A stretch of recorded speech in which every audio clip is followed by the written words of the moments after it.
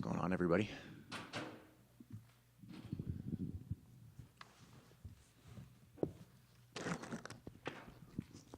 Hey, man. Welcome to Media Day. Obviously, bit of homecoming. How are we feeling this fight week? I feel absolutely amazing, man. There's obviously like a lot of crossover between this fight week and previous fight weeks, but it stands out as a very different fight week in a couple obvious ways. Like, I live down the street, or my parents live down the street, 40 minutes away.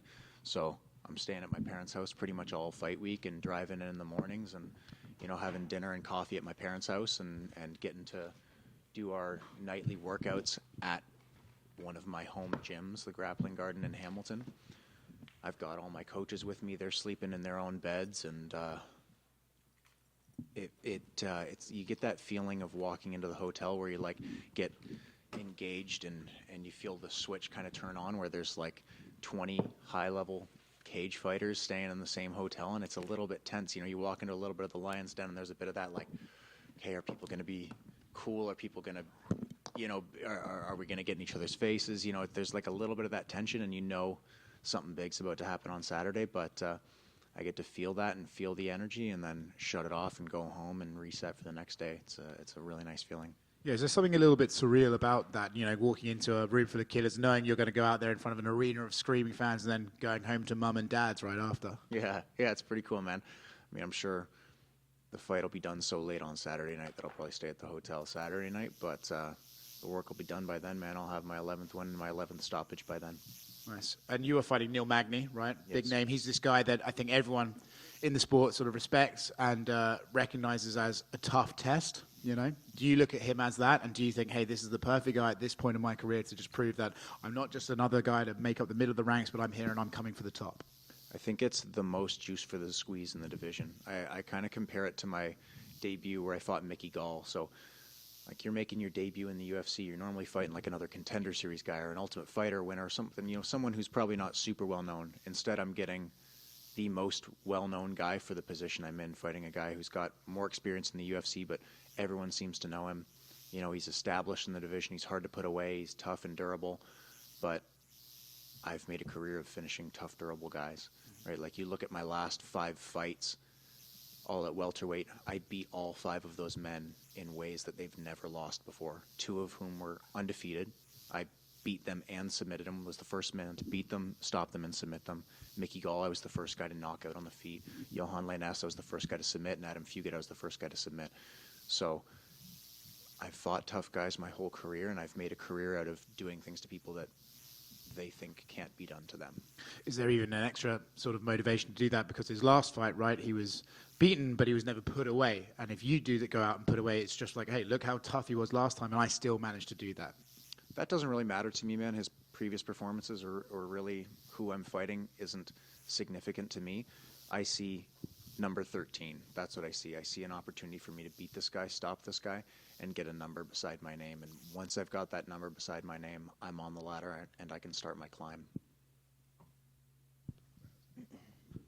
One quick one right here. I was speaking with Andre Fili earlier this week, and my boy. He said that you might be the best fighter he's ever trained with. So I'm curious, what do you make of comments like that from your training partners, and what do you think separates you from, because Alpha Male and all those guys they train with, just over the years, killers have come through there. It means a lot to me to hear that, especially from a guy who I really respect. Like, he's been in the UFC for a decade now, right? He's got 20 fights in the UFC. He's someone I've looked up to for a long time.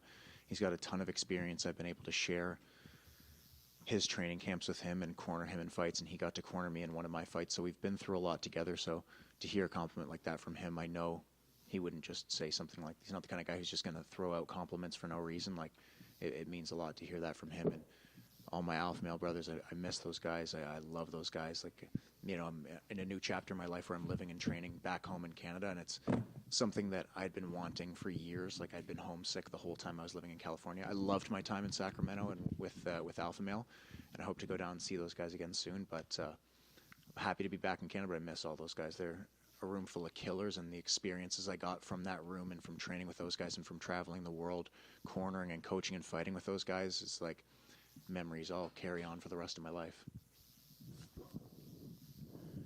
Mike, Neil Davidson from the Canadian Press. It's good to finally see your face, man. I talked to you on the phone like 8 times, dude.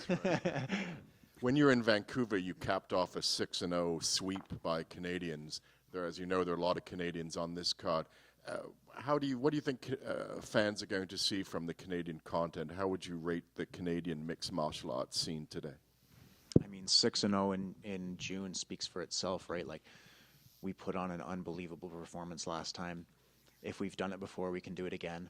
I really like the way the contenders are looking right now. It seems like there's a lot of momentum and energy and buzz in the Canadian MMA scene where we're really starting to believe in ourselves again, kind of similar to how we were when George was on top, right? That inspired that next wave this wave of kids, right? Like I was, I had a George St. Pierre poster on my wall when I was in high school, right? Like I idolized this man. And so we're seeing now finally like kind of this wave that he influenced. And I think the tide is starting to rise for all of Canadian mixed martial arts. You see it like high tide rises all ships, right? Like I can really see all of us making a great run in this sport. Mike, right here, down to your right. You talk about kids being inspired and then you having this short drive down the highway to Toronto. Growing up as Canadians, a lot of us dream of playing at the Gardens or the ACC. Is this kind of the MMA equivalent for you of finally being able to fight in Toronto? 100%, man. So, like you said, we're fighting at Scotiabank, but everybody knows this is the ACC, right, man? Like, I've said it a couple times this week, like the best day of every year when I was a kid was the day that, my dad would come home from work and be like, all right, put the books down. I got tickets from work to go see the Leafs play tonight, like you and I are going to that arena and just seeing these like men who seemed like superheroes to me as a kid, just skating unbelievably quickly, hitting each other, like we're super physical, fighting on the ice. Like seeing that in person is completely different than watching it on TV. And it's similar with fighting. So to get to represent my country and fight in my country in like this stadium, because this is the stadium to me. There's like a lot of great stadiums in the world. There's Madison Square Garden, O2 Arena, Staples Center, whatever. But like the stadium to me is Scotiabank Arena, ACC. Like this is our home. So getting to fight in this arena on a main card of a pay-per-view in the UFC for my ranked position, like, dude, it doesn't get any better than this. And I know you said it's a number next to his name that matters, but he is also the welterweight wins leader, the welterweight fights leader. I mean, is that kind of an extra feather in your cap, the cherry on top, so to speak? Yeah, it'll be excellent to have that under my belt. Like you said, an extra feather in my cap. So, I respect the guy. He's a solid fighter. Doesn't really matter to me, man. I have fought tough guys my entire career, and it tells me I'm doing the right things by fighting tough guys. The way I see it is moving forward, every guy I should be fighting in the rest of my career should be the toughest guy I've ever fought. Thanks. Mike, on the left. Yeah. You just talked about fighting at Scotiabank Arena, what that means to you. You're fighting in front of a home crowd. This is your first-ranked opponent. You're being dubbed as Canada's next big rising star. How have you kept that pressure from getting to you? Again, man, what pressure, dude? Like, I've got how many on Saturday night I'm gonna have 20,000 people chanting for me and screaming my name. Like, that's support, not pressure. This is privilege, not pressure. I've been wanting to do this my whole life. I feel like it would be pressure if like I didn't want to do this and someone is like, you're gonna get in a cage and have to fight a guy. I'm like, what the fuck? I don't know how to do that. Like, this is something I've spent the last 20 years preparing to do and visualizing and in my mind manifesting. Like, I was just a kid from Waterdown, Ontario, Canada, who started training like karate and taekwondo at 14 and was like, I'm gonna find a way to fight in the UFC. Like, this is what we have in town right now, and I'm gonna do everything I can, and I'm not gonna lose focus of this goal. And like, I'm making this happen. This isn't pressure at all. This is privilege. Like, I feel empowered by this. I feel energized by this. I don't feel like there's anything holding me back. I feel like there's only things lifting me up. You have had an entire arena on their feet for you in Vancouver.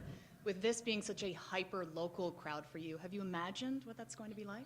Of course, yeah. I've spent a lot of time visualizing what the crowd's going to be like, and I work with my mental coach, Big Danny Patterson, and we go over a ton of mental exercises to, again, use that energy as fuel and to help me rise up, rather than some people you see get under those bright lights and they get jittery and they're like killers in the gym and they freeze into that moment, right? So I feel like it's like fire. You can let it burn you or you can use it to help you, right? Like this is something I've done again and again as far as using pressure to perform to my fullest potential. And I think being 11 wins on Saturday night with 11 stoppages is only going to like further prove that I can fight really well in those moments.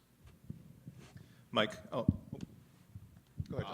A quick one for me, Mike, is that when you transferred and looked at this as a career for yourself, can you isolate a time when, in your mind, the UFC became an achievable goal for you, when you felt that I am at this level, that I can make it in the UFC, and went from hobby passion to I can make a living and at the biggest promotion? We can call it delusion, but there was always like a sense in my mind that I was going to do this without any purpose.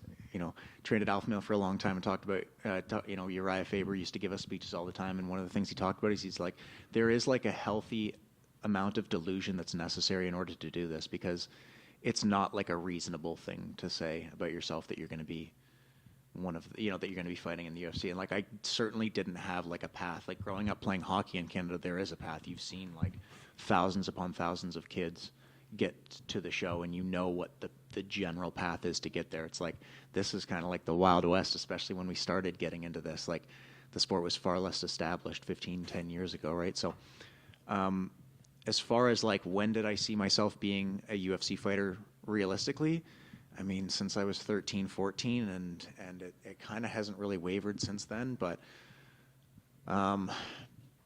getting to corner guys in the UFC with Team Alpha Male when I was a coach really helped a lot. I had a ton of UFC fighting training partners, so I got to compare myself to those guys in certain ways and train with them and see like, okay, I definitely am at that level. And then going to the UFC and seeing how other people do this, and seeing what people are doing right and wrong, and kind of taking that and turning it into experience and like tools for me, really helped me kind of map out my own path, Hi, Mike. Just a couple of questions over here.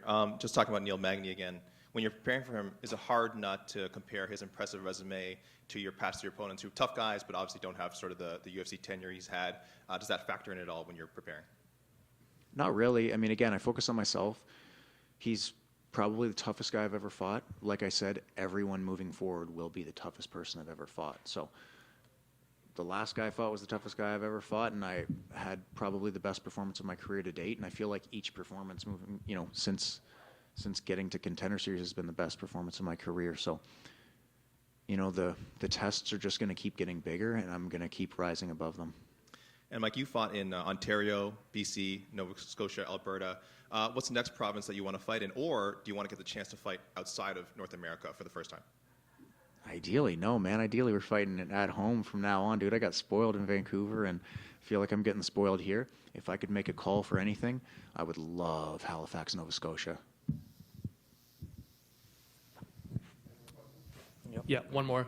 Mike, you made your professional debut on April 16, 2011. Exactly 2 weeks later, UFC 129 was held at the Rogers Center, headlined by GSP and Jake Shields. Till this day, that's the largest North American crowd in UFC history. What do you remember about that 2-week stretch? I can imagine that was an inspiring time for a Canadian trying to break into MMA. That was incredible. So I was at that event. My dad got us tickets. And yeah, I had just made my professional MMA debut, first MMA fight. And so getting to feel how that arena felt, feeling what 60,000 people in a live arena feel like, and seeing guys from this area, Claude Patrick, Mark Bocek, Mark Hominick, George St. Pierre, not from this area, but from Canada. All these guys walk to the cage and like watching them walk out. And I'm like, that's that guy right down there. I'm way up in the, upper deck, upper bowl. So they're pretty small down there, but I can see them. Like I see them physically walking to the cage and I can watch them fight right there. Like it was extremely inspirational just to see like, look, man, if these guys from this area can do this, so can I. I feel like the more local representation we have in the major shows, the more it inspires the next generation, and it just snowballs. Hey, Mike, sorry, before you run, I want to ask, your 2 fights for the main event, do you have a pick between Strickland and Duplessis? I'm focused on myself, man. I'm sure it'll be an amazing fight, and once my fight's done, I'll whip around and watch it, because I'm sure it's going to be an absolute banger, but I'm focused on the task at hand. A quick one back here. Jeff Neal is facing Ian Gary in February. Would you like to see the winner of that fight? Sure. Again, I'm focused on what's ahead of me, which is my opponent on Saturday night, UFC 297. I'm looking to climb after that, so I'm only really looking at guys that are ahead of me. So if one of those guys is ahead of me, bring it on. Thank you.